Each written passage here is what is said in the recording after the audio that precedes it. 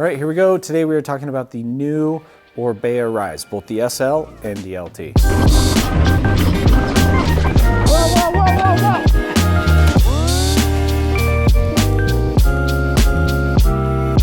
whoa! Both of these bikes have the same frame, the same motor, so how different can they really be? This is the revamped version of the Orbea Rise, one of our all-time favorite lightweight EMTBs. And now it's packed with some new features that, again, cement its position on the leaderboard of the lightweight e-bike category. This time around, we've got two distinct versions. We have the SL, super light, LT, long travel. And just like with the new Orbea Occam, there are quite a few similarities between these two bikes, but the way they ride out on the trail is vastly different. So the SL is the super light version of the new Rise. It has 140 millimeters of travel, both front and back. It has a much lighter duty build than the LT, which comes with 150 millimeters of rear wheel travel and 160 millimeters up front. Both bikes use the same Shimano EP8 RS motor. However, this time around, you'll have the option of sticking in that reduced power 60 Newton meter mode, or there's an RS Plus mode that'll give you up to 85 Newton meters, which is full power.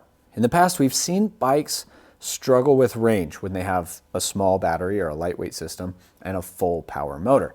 The range hasn't been great. That is not the case here. I don't know what is happening, but the range numbers are pretty unreal. The new Rise is getting some really impressive range, but more on that later. Both models are available with a 420 watt-hour battery, nice, or a 630 watt-hour battery, and a 210 watt-hour range extender is available for both. Doing that math, you can have up to 840 watt-hours of battery on a lightweight e-bike, which means you could probably ride this thing for like 8 days straight and not run out of battery. More range is almost always better, in my opinion, for an e-bike. There are some benefits to the lighter weight, smaller, shorter battery, mainly in handling, especially when that battery's smaller. It makes it shorter, which keeps the weight down near your bottom bracket rather than up by your head tube, which is pretty beneficial when it comes to handling. That's enough chit chat. Let's go ride these things. So starting with the drive system, the new Rise uses the Shimano EP8 RS. This time it's round 2 of that drive system. Orbea tackles the lightweight e-bike with a less is more mentality. They claim less E means a more natural ride and longer range. It is a little bit counterintuitive, but it works. That's certainly a mantra I can get behind as long as there's still enough E that it's worth the extra money and weight to have an e-bike. I've struggled with a few of the lightweight systems that don't offer quite enough assistance or range. Luckily, the new Rise and the Shimano EP8 RS have both of those things. I really appreciate having the option to run both the RS mode, which is 60 Newton meters, and the RS Plus mode, which is 85. You can go back and forth. If I need to maximize range, I'll keep the power output lower to be more efficient with my battery, which, does mean I have to work a little bit harder. Or if I'm just trying to rip a couple of quick laps, I'll pop it up into the RS Plus mode, and now I've got a full power e-bike that also weighs like low 40s and is pretty fast. Honestly, I'm not kidding anybody. Mine's gonna be in 85 Newton meter power mode 400 days a year. Now, you might be asking how much the range suffers in that RS Plus or 85 Newton meter power mode. I am thoroughly impressed by how well the Rise manages the battery. Even in that RS Plus mode, I'm getting about 3,500 feet of vert in the highest assistance level in boost, and I weigh 200 pounds. To put that into perspective, the Giant Trans X E Plus Elite, also lightweight, full power, slightly smaller battery, you got a 400 watt-hour battery, that gets about 1,800 to 2,000 vert. So you're pushing almost double the amount of range on this bike. So Trans is getting about 5 feet per watt-hour on the high end, and the Rise is getting closer to 8.3 feet per watt-hour. And in the 60 Newton meter power mode, you're gonna be getting well above that. You're gonna be a lot closer to that 4,500 feet of vert on a single battery, especially when you're on the SL. Now keep in mind you have the option for a bigger 630 watt-hour battery and a 210 watt-hour range extender. If you had the most amount of battery, you'd be getting close to 7,000 feet of vert in full boost at a 200-pound rider weight. That is pretty tough to beat with any e-bike, including the full power big battery dogs. Plus you have the added benefit on this one that the handling's a lot better because it weighs a hell of a lot less. Few quick notes about power. Like we've said, there are two peak torque modes, 60 and 85, with tunable assistance levels within each. So you still have your standard eco, trail, and boost, but now you get even more options on power output. 60 Newton meter mode offers a more natural pedal bike experience, but it will certainly require more input on your end. Then, if you want to just max out the climbing speed, put it in RS Plus and get that full 85 Newton meters, you're going to be hauling. I have no empirical evidence or data to support this, but when I go ride with friends who have full power e-bikes, even full power Shimano e-bikes, so technically it should be very similar, I'm not quite able to hang with the full power guys when I'm in the RS Plus mode. So now let's talk about climbing on the new Rise. And this is where we start to see more differences between the two bikes. Both bikes have a similar fit and feel, with the SL being just a hair more forward biased. It has a roughly 1 degree steeper head tube angle, and the bars are quite a bit flatter. It feels a bit more trail and a little less all mountain. The LT, on the other hand, has a slightly more upright fit and feel. That head tube angle is slacker and the fork is longer. So you combine those two things, that shortens up the reach and brings those bars a little higher, which puts you in a more upright and comfortable position. Although the SL might be a little bit more optimal for climbing and for rolling terrain with your weight a little further forward. It's also worth noting that the LT offers adjustable geometry by about a half degree, not available on the SL. Neither one of these bikes feels huge and unwieldy. Both seem very appropriate for the application. The front to back balance on the bike feels right where you want it, with your weight nicely centered up. Although you will sit just a little bit further forward with more weight going through your hands on the SL. And because of that, the handling on the SL feels a bit quicker and sharper, while the LT feels a little more subtle and subdued. Now, as far as suspension performance goes, both of these bikes are fairly efficient pedalers.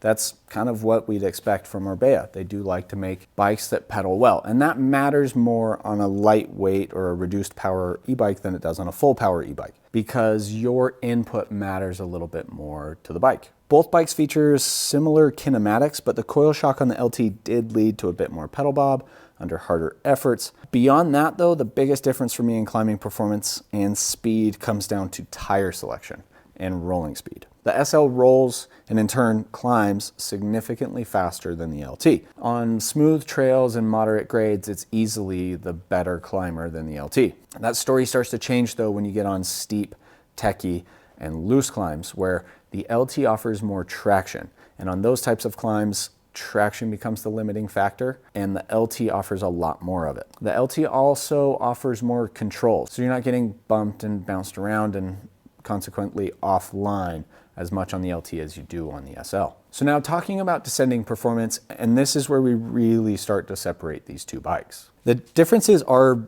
pretty stark. The SL ends up feeling pretty trail, while the LT kind of toes that line between all mountain and enduro. And part of that is due to the differences in geometry. After all, a 1 to 1.5 degree difference in head tube angle is rather significant.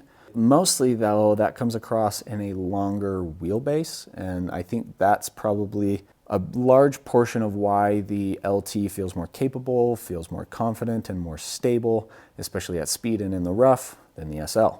And then I think the other part of that difference between the two bikes comes down to the build, mainly tires, brakes, and the fork. So let's start with the brakes. I understand Orbea is probably trying to hit a weight point on that SL, but I really don't know if 2-piston brakes on an e-bike is the right way to save that weight. I'd argue all e-bikes should have 4-piston brakes on them, especially ones with 140 plus millimeters of travel. Fine, the 2-piston brakes are okay on flatter, lower angle terrain where you don't really need as much brake. But the second you actually need your brakes, and you need them a lot, they are not powerful enough for the application. And I think that's probably one of the bigger limiting factors on the SL's descending capability. I would swap those in a heartbeat for the 4-piston brakes that come stock on the LT. And I don't think they would be out of place on the SL. The simple fact that the LT can stop faster is what allows you to ride faster and to ride more difficult terrain. So now we'll talk about the tires, and I think this is a really big one here. The tires on the SL are very light. They don't offer a ton of traction. In turn, they roll very quickly, and that does contribute to how fast the SL is on the downhill, especially in easier terrain. The tires on the SL are appropriate for smoother trails with fewer rocks, roots, and sharp edges, and they roll extremely fast on hardpack. And On hardpack, they offer a decent amount of traction, both on the brakes and in the corners, but they've got really thin sidewalls. So make sure you pick good lines and ride delicately when things do get rough, or else you're not gonna have any air in them, and then they're actually really slow. And if it were my bike, I would look at a heavier duty casing for the rear, or potentially a tire insert for that rear, just for a little added protection. The tires on the LT are great. They offer more traction, more comfort, and more protection. And in turn, I didn't feel like I had to tiptoe through the rougher sections of trail. And also combined with the brakes were a big reason why you can slow down better on the LT, which again, counterintuitively, maybe adds more capability to the bike. Lastly, let's talk about that fork really quick. The fork makes up a big difference between the two bikes. The SL comes stock with a 140 mil Fox 34, while the LT has a 160 mil Fox 36. And I think the 34 is appropriate for the SL, especially for smaller riders or folks who aren't riding rough, chattery terrain. And it offers a significant weight reduction over the fork on the LT. However, the 36 is clearly more suited for the LT, especially for bigger riders. I weigh 200 pounds. I like to ride rougher terrain, so I do notice quite a bit of flex when I ride a 34, and that mostly goes away on the 36. Less flex in your fork makes the fork feel and act and perform better. Not saying everybody needs that 36. Again, smaller riders or riders who stick to easier terrain certainly don't. It could potentially be overkill for them, and they may as well get the weight advantage of the 34. Also, when it comes down to suspension, I wouldn't hate riding the LT with an air shock. One I have came with a coil, feels great. I do think the bike could be a little bit more lively if you put an air shock on there, and I personally prefer a lively bike, so that would probably be something I'd look for if I had an LT. It could offer a nice middle ground between the two bikes. Now, this is a bit weird, but comparing these to their pedal bike counterparts, the Occam SL and the Occam LT, I think the two models of the Rise are almost as different as the two models of the Occam. Comparing like for like, I do think the LTs are very similar in that upper end of capability, but it's on the SLs that I think there's a little bit of difference. The Occam SL feels a bit more XC or a little more trail pedally, where the Rise SL I think does have an added degree of capability, which essentially closes the gap between those two bikes. And I think it comes down to the e-bike effect. The Rise SL weighs a little bit more, has a better unsprung to sprung weight ratio, which means your suspension just performs a little bit better. So overall, I think it's a slightly more capable bike than the Occam SL. Both bikes will cover just about anything you want to ride, with the SL being a little happier on greens through easy black diamonds, and then the LT being pretty suited for tougher blues all the way up to double black diamonds. So which one should you buy? This is actually really tough with these two bikes. Both of them would be a pretty good fit for a lot of riders. They both cover a lot of different types of terrain. And then there's also the option of getting one or the other and then changing a couple of parts until you have something that kind of sits between the two stock options, like an SL with proper brakes and tires or an LT with an air shock. All that said, I'll still try to break it down for you. I think if you are new to the e-bike world, not necessarily new to the mountain bike world, but new to the e-bike world, or you come from a trail or XC background, I can't help but think you'd be happier on the SL. By nature, the handling will be closer to what you're used to on either your pedal bike or your past biking experience. It's quick, it's snappy, it's lively, it's that perfect match for tougher greens up to easy black diamonds. So if you love blue flow trails, you'll be a big fan of this one. Obviously, get the battery size that best suits your range needs, but keep in mind that the smaller battery will offer better handling.